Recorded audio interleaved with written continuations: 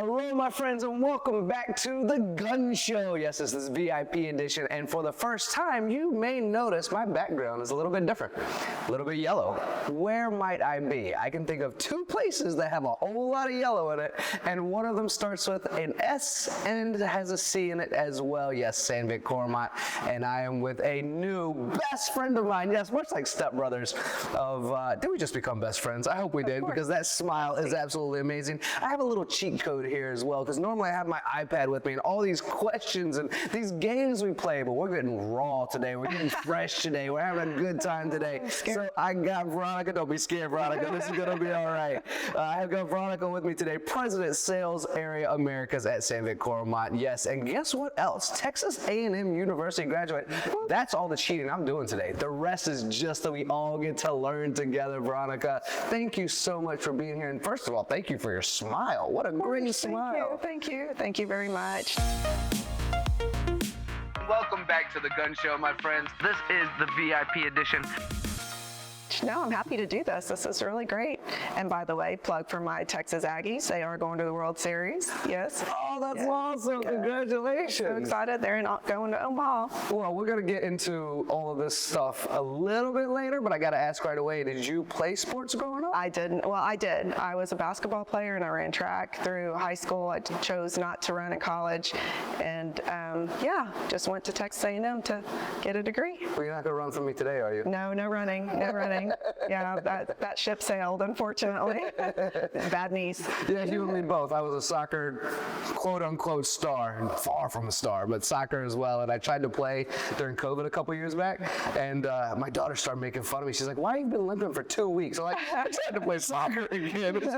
I'm with you 100%. I'm not going to run from you either today, Veronica. I did run during COVID. I ran a couple of virtual marathons. So, did you? Yeah, didn't have anything else to do. So like a Peloton type thing? No, ran out on the road, but you could just send your watch information in. Oh. Yeah. Is that how that works? Yeah. Okay, we are all over the place currently, but I'm so fascinated by this young lady. All right, let's get back to the original topic, which is the Gunn Show itself. Yes, if you're tuning in for the first time, first of all, thank you for being here. If you've tuned in because of muscles, yeah, I don't have any. If you tuned in for weapons, I don't have any of those either. The Gunn Show is about humanizing manufacturing, getting to know the people in an industry that make everything around us. We want you to get to know us a little bit better. It's an industry that we should respect a bit more. If you think about the people we do value, our doctors out there, our pilots out there, they can't do those things without us as well. So that's what this is about. This is what manufacturing is about. And Veronica has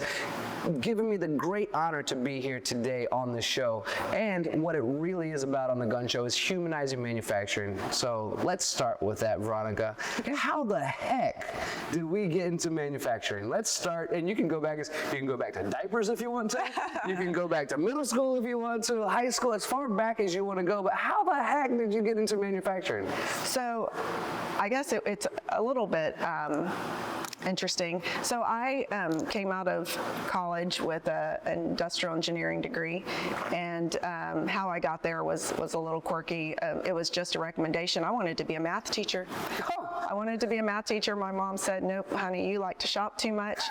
You really need to figure a different career path." So a friend of the family suggested industrial engineering. It was a new discipline back when I was in college.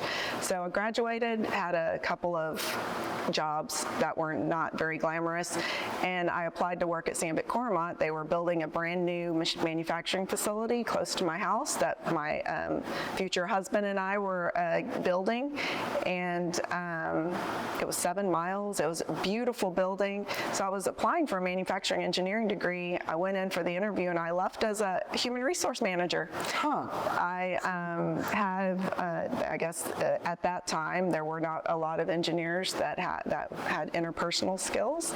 So, and I had done some recruiting, technical recruiting, and I had some retail experience. I had a lot of people experience, but I also did technical recruiting in one of of my first jobs out of college.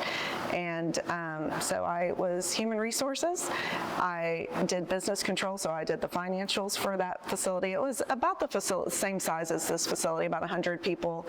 And I ended up doing production control, so I did the scheduling and planning of all the orders going out into the field, into the shop. So I did that for a while. I was basically like number 2 in charge. By the end of my tenure in manufacturing, I had a wonderful boss that allowed me the opportunity to get involved in whatever I wanted. I was the safety person, I was the maintenance building person, I was the IT person, and I didn't know much about IT. I did everything except engineering. And Which you had a degree in. Which I had a degree in. Perfect. I did, Sandvik did allow me to get my MBA as well, so I got an executive MBA from Texas A&M while I was in the production facility. And once I graduated, I had made friends with a lot of people in sales, and the local director of sales asked me if I would be interested in sales management. Went into sales management. It was really scary because I could make an insert, that we made inserts in the production facility that I worked in. So I knew how to grind an insert, but I didn't know how to apply them. I had no idea what was going on. So that was a pretty big, scary step. But I was a sales manager for about 6 months before my boss ended up getting a promotion and his position came open. So I applied for that job, and actually it was a better step for me because it was not as much application, it was more management and more business.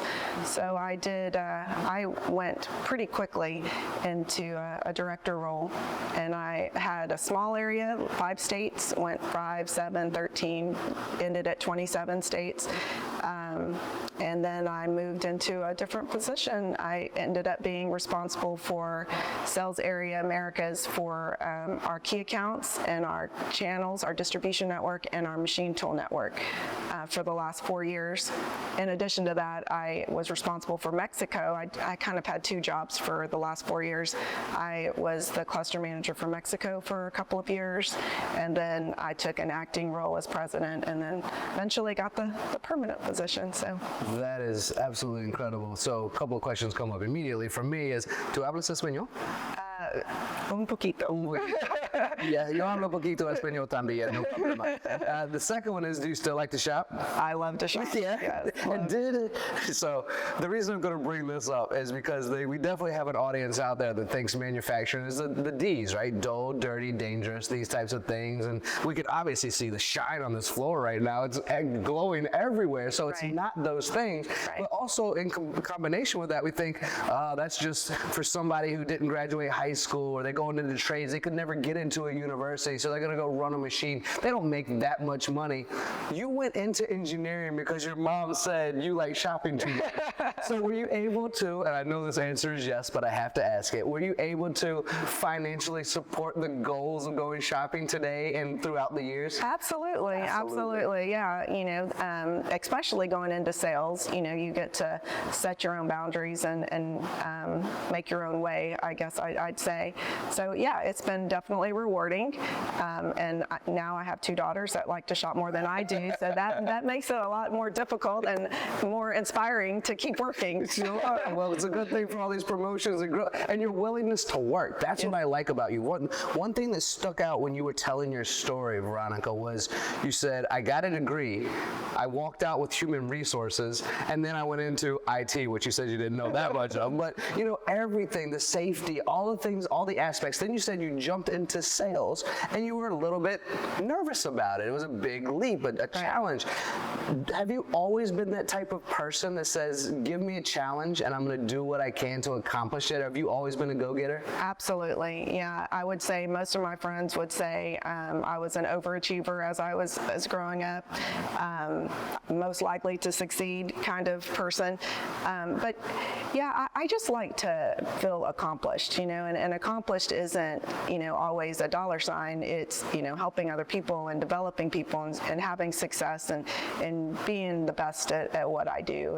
And that's what I strive for, being the best at what I do. And if that means learning more, being a part of more, that's what I was out to do. And I was so fortunate, so fortunate to have my first boss in the production facility, which he is still my biggest cheerleader. I still stay in touch with him, and my second boss. Both of them were so good that they allowed me the opportunity to learn a lot.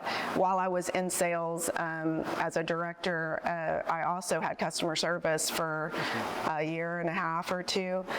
So I've pretty much dabbled in most areas of our business, and it was because I had good leaders that let me do it. I was always had a big mouth, so I would ask to help, or I don't like to point out areas that we have when we have areas of improvement. I like to have a solution, and usually when you open your mouth about having a solution, you end up being volunteered to be a part of the solution, and that's how I got involved in so many things. Is I always have an opinion, and I always try and have a solution, and being a part of the solution just kind of got me involved in a lot of different areas of our business. I did research for my next opportunity because I wanted to write a book, and I came across the statistic that 70% of small business owners want to fund their retirement through the sale of their business, when in fact only 20% of them actually had a saleable business. And it broke my heart anticipating the fact that baby boomers, there was a light at the end of the tunnel, and in fact it was a train. And so I really wanted to do something about that. So I wrote a book called Scaling the Exit. The purpose of the book was to articulate a strategy for small to medium-sized business owners to increase the value of their business to the extent that they could actually sell it and fund their retirement. And that was really the first iteration of what became EBITDA Growth Systems and our brand promise, which is to double the valuation of small, medium-sized businesses, specifically in terms of an exit, but double their valuation, or we give them their money back. I think you and I can find some common ground in that, being open and having an opinion. I can say for myself that I have once or twice gotten myself into trouble for having a big mouth. Have you ever found yourself in that kind of a situation? Oh yeah. That's why I have wonderful people like Kyla that keep me aligned. Yes. I love to name drop. We love Kyla, right? Yeah, we love Kyla. She makes sure I have my points. But no, yeah, I am very transparent. That's my management style. That's the way I deal with people, and hopefully that's what makes people work hard for me, is because I work hard for them. So I just tend to be overly transparent. I want to ask you about some of the, and thank you for your transparency as well, Sure. by the way, but I want to ask you some about current roles and responsibilities. I know we have IMTS coming up, and I don't like to timestamp too many things because somebody 3 years from now is going to watch this video for the first time and go, I love that woman. Wait, that was done 3 years ago? Because we are talking about IMTS.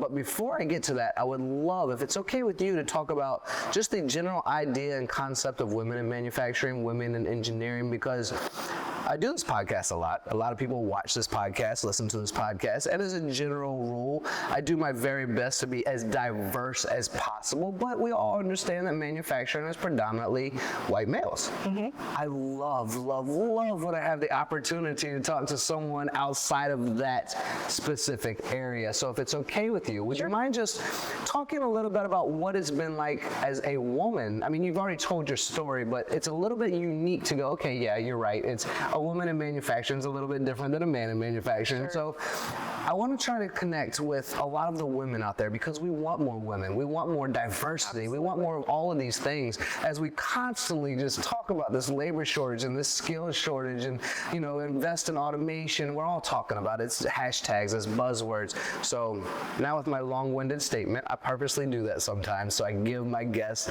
time to think about an answer, because none of this is scripted. I would love to hear a little bit more about just the journey from that side of things, and maybe maybe some challenges, but some successes as well, and maybe some encouragement for other women out there also. Sure, yeah.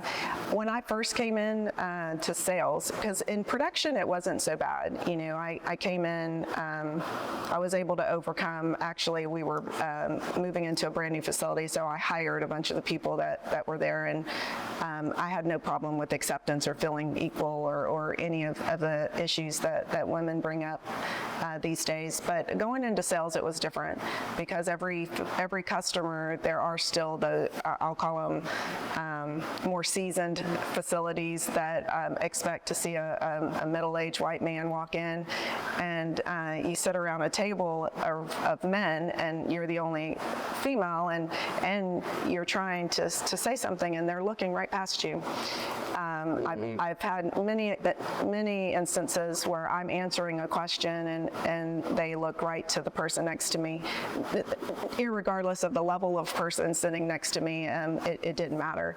But you know, I learned to have thick skin and to expect it. So I would expect that, and I would just continue to work towards earning the respect of the people around me, and not just the customer on the other side of the table, but even my own people, because I have to show the value that I brought to the table and why I was there. I wasn't there to just, you know, I guess a bobblehead. You know, I was there, you know, to try and help sell something, Sure. grow sales, improve a relationship, solve a problem, whatever my purpose for. So it was a little bit of a journey. I mean, I guess the good thing up for being a female is that most people aren't going to scream at you, you know. So anytime there was a quality problem, or you know those rare occasions, they would call Veronica, let's go in and see this customer because he's really angry, and they tended to be a little bit. Okay. They tended to be a little bit more calm. Now, I can't say they were all calm, but it was a journey. But, you know, I do think it's a great job, and I think that, you know, the things that we get to see in manufacturing, I mean, rocket ships and missiles and guns and all of these, even teeth implants and knee implants. I mean, there's so many, a variety of things that you get to see, that it is fascinating to see the technology that people are using, and how smart people are out there, and what they're coming up with. I mean, it's a great industry. A great thing to do is to be a part of manufacturing. You just have to be able to know that every shop isn't going to be the cleanest, and maybe not every shop has air conditioning, but what you get out of those visits is so rewarding, and I always love it. Those are my best days, is when you're seeing a customer or seeing something being made. To know that you're contributing to that is really rewarding to me. Yeah, as we're both starting to get, I don't want to vote you into my situation. As I'm starting to get a little bit older, I'm very grateful for the medical world, making needles smaller and components for my knees a little bit better. I'm not bringing you into that, but for me, thank you so much.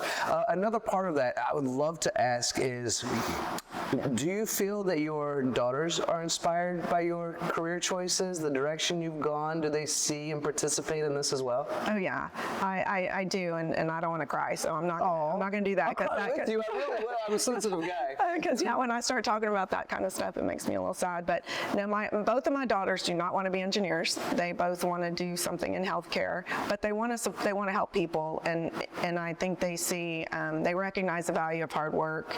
I try and instill that in them, and both of them want to be leaders. One is probably a lot stronger. She's my little mini-me than my other one. My other one, you know, is a very hard worker, very diligent at everything she does. So yeah, I would say so. I know that my oldest one, you know, it was the beginning of my sales career. She was 2, so she didn't see a lot of mommy, you know, in her younger years. You know, I was traveling a lot, but my little one, COVID came, and then she saw a lot of mommy, you know, so it was, it's been a you know, it's been good for her to actually see and be a part more of my career path. My little one, my oldest one, probably only saw me leaving and coming and going on airplanes, but yeah, I would say it's been inspiring for both of them.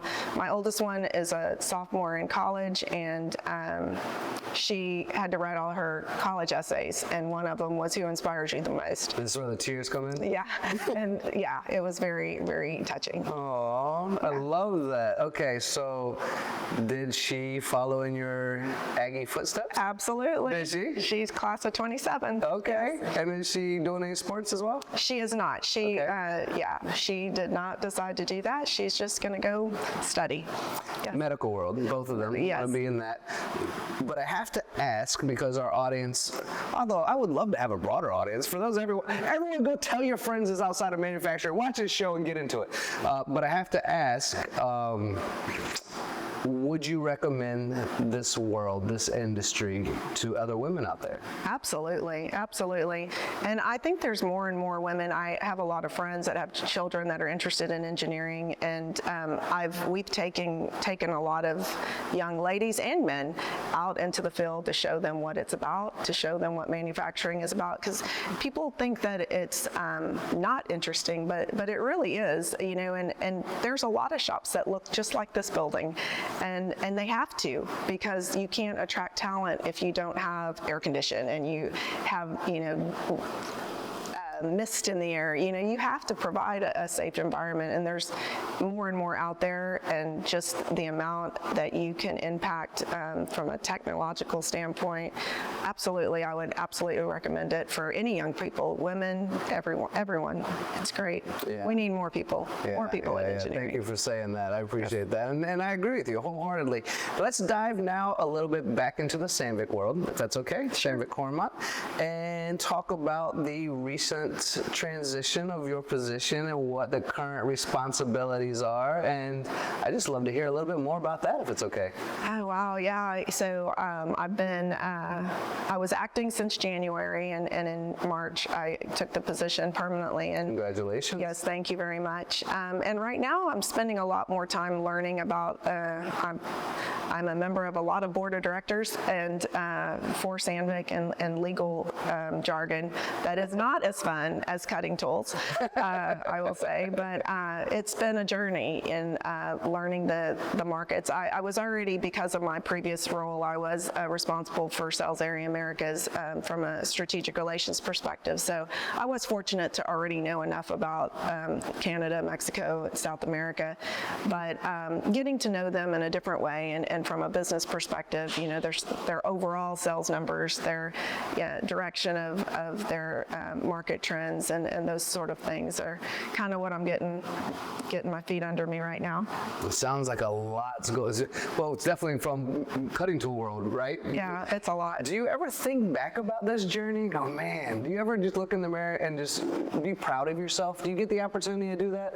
We're all our own worst enemy. I know I look in the mirror, I'm like, am I doing good enough? And sometimes I question it, you know what I mean? But we should be proud, right? We should be proud. And I know I'm proud of you. On behalf of MTD and the Gunn Show, we're all very proud of you. I know Kyla sitting behind the camera right now, before we hit record on this, she's like, I'm so excited for you. You know, she was jumping up and down about it, right? So you obviously have some cheerleaders. Your first boss, as you mentioned, still your cheerleader. So do you ever give yourself the gratitude that you deserve for your accomplishments and hard work?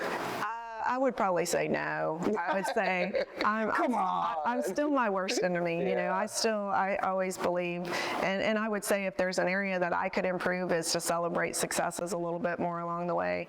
I've had some people on my team in the past say, you know, we'll do good and we'll have a really good day, or we'll have one of our promotions that goes really well, and you'll say, yeah, that's great, and you'll immediately talk about what we're going to do better. And I'm like, yeah, sometimes I just need to take a break and enjoy some success. But when it comes to me, I don't put myself first with that kind of success. You know, I still think there's lots of things to fix, lots of people to help, and that's kind of the way I'm wired. Well, you're the first and only on today's show. So you come first today. Even if you don't do it yourself, on the Gunn Show, you come first. Awesome. So a couple of fun questions for you just as we continue to explore, and we'll dive into IMTS a little bit. Not too much though, because this video will be released before before, I think, some of the other videos we recorded today. And Kyla did a wonderful job of leaving breadcrumbs to just leave teasers for everyone. And I don't want to ruin her hard work. So we won't dive too much into it, but we'll get a little bit excited. But before we do that, I'm sure you've been to Sweden. I have, yes. How do you like it? I love Sweden. Yeah? It's a really great place to visit during the summer months. I know, so I've been there as well, and I went in November, and I was quite chilly. Yeah, not that time. No, yeah, I actually was just in Sweden 2 weeks in a row a couple of weeks ago, and it was wonderful weather. And I actually visited our production facilities. I hadn't been there in 10 years, so I visited all of our production facilities around Sweden, and it was really great, really good to see. How many are there, more or less? Well, we visited, I went to our center, our headquarters in Sandvik, and then I went to GMO, which is where our insert plant, and there we also have the soft metal plant as well, so there's 2 plants. Then I went to our R&D facility as well, so. And you didn't invite me. Next time. Next time. Next time. I'm going to hold you to that. Now we got it on camera. I'm going to have to, Next right? time. Next So, okay, random question, but last time I was in Sweden, I went to Kalmar, and I didn't realize how much Sweden was into sweets. And one sweet on the top of their list, which, sorry, my friends out there, I do not like, was a salted licorice. Have you ever tried that? Have they ever asked you to try that? They always have licorice on the tables or at the fika, at the coffee breaks. And yeah, one time I was tricked and I took a bite. I thought it was chocolate, and oh my God, it was. What a mistake. It was, yeah, not something I would choose to eat. No, but they have some really other good stuff. Yeah, they have lots of good food there. I agree, and I love all the I've been to all the Scandinavian countries and been around the world, I don't know how many times at this point. And just on the topic of countries, do you have a favorite you like to visit? Not, again, real random, completely random questions, but I'm just out of curiosity. Well, just in travel, my favorite country so far is Italy. Italy. I hear that a lot, It's actually. beautiful, beautiful, beautiful place. And we have some production facilities there. I'm actually lobbying to get one of our trainings that I'm in a training class that we're looking for our next location, and I'm lobbying for Italy. But yeah, one of my favorite places Is that to your go. favorite food as well? Would be Italian food? Yes. Okay. Of course, I love some Italian food. Okay, well, at some point, if I ever get you down to Florida, one side of my family is from Bologna, Italy, and we hand grind all of our own meats and roll our own noodles every holiday season in order to make our own Bolognese pasta. Oh. I will freeze some of that for you and make sure that you have some next time, since now that I know that answer. Awesome. All right, randomness is over. Back to the other stuff. IMTS. Yes. We're getting excited. We're all getting excited. Yes. I believe as we continue to excite our audience that this will be the grandest, and we always say that, right? We're like, this is going to be the best ever. We hope so. We want it to be. Fingers crossed. Of course. But you guys have made a few changes. Yes. And not changes that have removed other aspects of what people know you for, but you've adapted more into your overall umbrella, and we're trying to create some awareness for that. One thing that I found very interesting is you guys have been, since, I mean, I haven't been doing this forever, but what is this, maybe my 6th IMTS? And I've always known you to be in the tooling hall. Yes. There's been a change. Absolutely. Why, where, what, how, who? Did I ask all the questions? I don't know. But whatever those you want to answer, there's been some changes. Let's talk a little bit about that. Yeah, you know, we've taken a different approach in our strategy where we want to add value all the way down the value chain for our customers, and we've made a lot of acquisitions and a lot of investment in different aspects of the value chain. So from pre-machining, post-machining, all of our engineering support, all the services that we offer. So we, of course, we never lose touch with our product. You know, that's our premier thing we do is sell cutting tools, but the rest of it is really what is complementary to our offer, and our approach is to take a more consultative approach and try and help our customers close the loop. We want to close the loop, and if they're in there buying a machine, we're going to have the engineering support to help. Veronica, I think this is a conversation I really enjoy, this topic in general, because I mean, if I think about U.S. manufacturing, I have the great opportunity to speak with so many people, high level, much like yourself, really intelligent minds. And one of my most difficult jobs, I think, honestly, is not sounding like an idiot surrounded by all these smart people like yourself, because everyone's just so great at what they do. And my job is to just learn from everyone, right? But one of my favorite topics is smart machining, smart shops. We call it a 4.0. I think we're actually, in my opinion, doing more than that at this point. We're adapting so much, and it's at a rapid rate now because reshoring has intensified. COVID enhanced that, and so folks like yourself who've decided, I might be, and you would say you are, but I have to say from an unbiased perspective, might be the best in the world in what you do with cutting tools, and decided to say, we're going to go a step further to help our partners out there. We're going to adapt a way to understand the tooling. We're going to do vending machines. We're going to make sure partnerships. You have programs set in place to make sure an academy is there for education. There's just so much going on internally as you adopt other platforms of education, software, understanding, where you truly have, in my opinion, dedicated yourself to that machine shop, as we use the buzzwords of, again, labor shortage, again, how quickly can we get 10 years of wisdom into a year as we're reshoring. You guys have invested in that, and I'm so grateful. Can we just kind of touch on what the future with Sandvik Coromant looks like when it comes to taking care of those that the entire industry from your level? Hey everybody, Mike Franz here with Shop Floor Coffee. For 20 years, we've been seeing the same issues going on with workforce development and the shortage in workers across the industry. We wanted a way to give back. Shop Floor Coffee is our way to do that. Proceeds from every bag or every type of coffee you buy from us go back to the community. We work with amazing programs and initiatives across the country where we're giving back. We want to help support the community. Come together with us. Join us in this effort to help support the community. Please, thank you very much. Gosh, let's see. It's a lot, right? It's a lot. I know I said a lot just now. I ask a lot sometimes, and sometimes my words get jumbled. Right. But it's also just a strong curiosity of mine, because you guys are the world leaders, and you set a standard for other people to be at a high level also. We as manufacturers making things need you to set that level for us and partner with us, which is why the question sometimes becomes so broad and complicated. But I have to ask it because you are the type of person that go, you know what, Tony? Let me tell you something.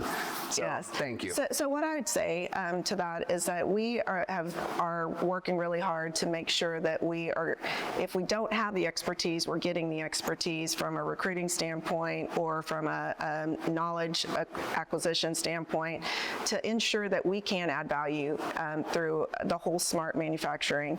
We want to help our customers. Everyone has labor shortages. Everyone wants to use automation. You know, this digital world that we're living in, it's, you know, a little frightening for us old folks, but, you know, it is. We're not old. Oh, yeah. I forgot we're not old. Old is cool, by the way. Oh, yeah, we are cool. Yeah, drip. My daughter says drip. Yes, I keep learning new buzzwords. But, you know, Sandvik is really trying to take that approach of, you know, trying to bring in people that can bring a different perspective, and we can take that perspective and offer it back to our customers. We are the best at cutting tools. There's a lot of other of our competitors that are really good as well, but we have to take it to a new level, and we have to differentiate ourselves between what we can do for our customers, but our customers have the same struggles we do. They can't find the knowledge base. They can't recruit people. So we have to be there and be that source for them, and that's what we're trying to pride ourselves with, is making sure that we are continuing to add value in all those areas that our customers need, so that we can take a more holistic approach to helping our customers. The struggle is real for everyone. You are spot on about that. I promise you. Okay, let's get immersive. Can we get immersive for a minute? Sure. So, I've learned from your team recently that the new South Hall experience, let's say, is an immersive experience. We get to participate. You're going to have PhDs on your booth, answering questions, giving seminars. And I even called someone earlier today. I said, would it be okay for me to call you the Tums of our industry, moving my heartburn and heartache? They're like, that's great. We can do that. But you guys really are providing that service at IMTS this coming up September as well, right? Yes, absolutely. We employ, our people are our asset, and we have the most experienced, our engineering teams that work around the world, but even in just the Americas, so talented, and they're going to all be there, and they're all ready to help solve problems, help our customers. I absolutely love it. For me, I have really enjoyed this conversation, but now I want to give you a moment, Veronica. Just if you have any kind of closing statements, totally up to you. I have a ton of them, so I can close this out, no problem. Okay. But I love to leave the platform open for someone. If I haven't asked a question that you wanted to be asked, if I haven't allowed you to have a statement that you feel is profound that you wanted to convey today, just a moment of your own, if you wish to have it, that you can share with a global audience that's watching and listening right now, totally up to you. You can just look at me with dead eyes and go, I don't want this moment. Tony, what are you doing today? And I'll look at the camera and say, hey guys, that's all. Porky Pig was a that's all, folks. Like, we'll do it like that, right? Right. But I also like to give a moment. So if you have anything, by all means, I'd love to hear whatever you. Yeah, really, my only thing is to say, Sandvik Coromant, we've had a lot of change. We've evolved, and since I started 25 years ago. I mean, yeah, from where we were to where we are today, it's complete evolution, and we're going to continue to evolve. And change is the way of working these days. Everything is change, and it's all really good. I do hope that people consider coming into manufacturing. We need more people in manufacturing. We need every gender, every race, everyone. We need all the talent we can get. But no, I'm really excited about our future, and I really appreciate having your time. Oh, it's absolutely a pleasure. I'm going to ask you one last question just because I agree with you wholeheartedly. What does this world look like if manufacturing disappeared? Oh my gosh, Right? I don't know. I don't know because, I guess a whole bunch of robots, right? Well, the robots wouldn't exist because we'd have to make it. We would That's go right. back to picking up rocks. Right. And it would be, think about that. That's how we're closing this out with my friend Veronica. What does the world look like without manufacturing as a closing statement? This is my friend Veronica. I hope you've all enjoyed this Gunn Show podcast. Manufacturing is important. You are important. Time is the one thing we cannot manufacture or ever make more of. So if you decided to spend some of it with us today, thank you so much for that, and we will see you again soon. Thanks. Thank you. You're amazing. Thanks so much.